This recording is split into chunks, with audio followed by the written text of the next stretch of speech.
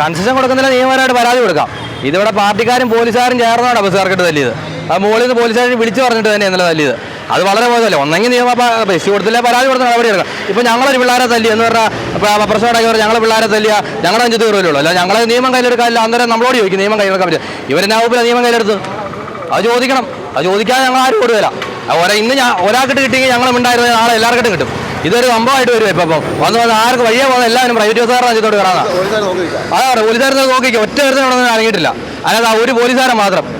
ഇന്നലെ നേരത്തെ ഉച്ചയ്ക്ക് ഈ പാർട്ടിക്കാരെ തന്നെ വിചാരിച്ചാൽ പിള്ളേർ കഴിഞ്ഞ ദിവസം മര്യാദയ്ക്ക് പറഞ്ഞ് തീർത്തു വിട്ട പ്രശ്നമാണ്. അങ്ങനെ നേരത്തെ പറഞ്ഞായിരുന്നു. എന്തെങ്കിലും പരാതി ഉണ്ടെങ്കിൽ പോലീസ് സ്റ്റേഷനിൽ കൊടുക്കണം. ഇത് ഇവന്മാരാരാ ഈ ചുമ്മാ അവരുടെ ഗുണ്ടാളെ ഉണ്ടാക്കി വിടുന്നു. നടപടിയുള്ള കാര്യം ഞങ്ങളെ കുട്ടികളെ ഉണ്ടാക്കാൻ വേണ്ടി മാത്രം ഉണ്ടാക്കുന്ന. അല്ല, അതിനകത്ത് കുറെ പേര് കോളേജിൽ പഠിക്കുന്ന പിള്ളേരുണ്ട്. അതെ, ഈ ചുമ്മാ കുറെ 10-40 വയസ്സുള്ളതിനൊക്കെ എസ് എഫ് ഐ പറഞ്ഞ ഉമ്മ നടക്കുന്നത്. കാരണം വെച്ചാൽ എസ് എഫ് ഐയുടെ ആൾക്കാർ വന്നിട്ട്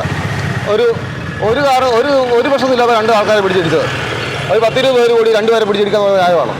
അത് ബസ് പണിക്കാരെന്നുള്ള ചോദിക്കാനും പറയുന്ന ആൾക്കാരുള്ളതാണല്ലോ. എല്ലാവരും ഒറ്റയും പട്ടിയൊന്നുമല്ലോ. അതാണ് കാരണം. അപ്പോൾ ഇതൊരു തീരുമാനമാണ്. എത്ര കാലം ഇങ്ങനെ മുമ്പോട്ട് പോകും?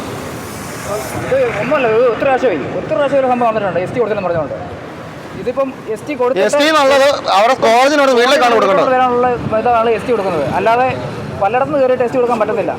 ഇപ്പോൾ സിനിമയ്ക്ക് പോകാൻ എസ് ടി കൊടുക്കണം, ഫുഡ് കഴിക്കാൻ പോകാൻ എസ് ടി കൊടുക്കണം, ട്യൂഷന് പോകാൻ എസ് ടി കൊടുക്കണം. എസ് ടി കൊടുക്കാൻ വിഷയമൊന്നുമില്ല. കാരണം എസ് ടി കൊടുക്കാൻ ഒന്നും കൺസെഷൻ കാർഡില്ല, ID കാർഡില്ല, യൂണിഫോം ഇല്ല. ഇത് യൂണിഫോം അല്ലാതെ വേറെ യൂണിഫോം എടുത്തിട്ട് ഇട്ടുകൊണ്ട് വരുന്ന ആൾക്ക് പിള്ളേരുണ്ട്. ഇതിങ്ങനെ വിട്ടാൻ പറ്റുമല്ല. തിരിച്ചു കൊടുത്തു. എവിടെ പഠിക്കുന്നത് ചോദിച്ചു. എവിടെ പഠിക്കുന്നത് കൊച്ചു പറഞ്ഞതെന്ന് അറിയോ? ഞാൻ നാട്ടകത്താണ് പഠിക്കുന്നതാണ്. നാട്ടകത്ത് പഠിക്കുന്ന കൊച്ചെങ്ങനെ സെൻറ് തോമസ് ബസ് കയറുന്നത്. എസ് ടി ആ കണ്ടക്ടർ തിരിച്ച് പൈസ കൊടുത്തപ്പോഴത്തേക്ക് അവർ ആ പെങ്കൊച്ച് വേറെ ആൾക്കാരൊക്കെ വിളിച്ചു പറഞ്ഞ് സ്റ്റാൻഡിൽ വന്ന് 15 പേര് കൂടി അവരെ അടിച്ചു.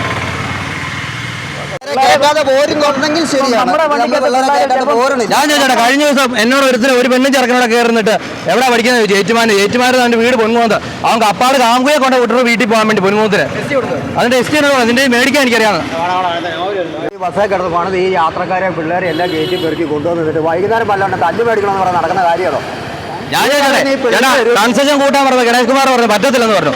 ഒരു കാര്യം ഇന്നൊരു അക്കൂസിക്കാരൻ 5 രൂപ കൊടുക്കണം. ഇന്നും പിള്ളേർക്ക് എസ് ടി 1 രൂപയുള്ളൂ. ഇതെന്നാ ലാഭത്തിലാണ് ഓടുന്നത്? എന്നിട്ട് കൊടുങ്ങൂരൊക്കെ നിൽക്കുമ്പോൾ പ്രൈവറ്റ് ബസ് പോകാൻ തലയ്ക്ക് KSRTC പോവുകയും ചെയ്യും. KSRTC ടിക്കറ്റ് കയറ്റി വിട്ടിട്ട് പിള്ളേരെ മാത്രം ഇത് കയറ്റി വിടും. അതുപോലെ തന്നെ എല്ലാ കടയിലും കയറുന്ന പപ്സും നാരങ്ങാവളം കഴിച്ചിട്ട് കയറുന്ന 2 രൂപ കൊടുക്കാൻ വേണ്ടിയിട്ട്. ഈ പരിപാടി എവിടെ? 60-70 വയസ്സുള്ള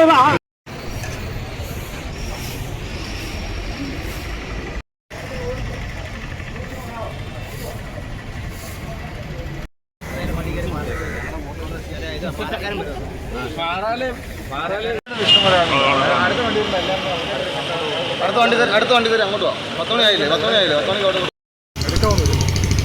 എടുക്കണമെന്നില്ല.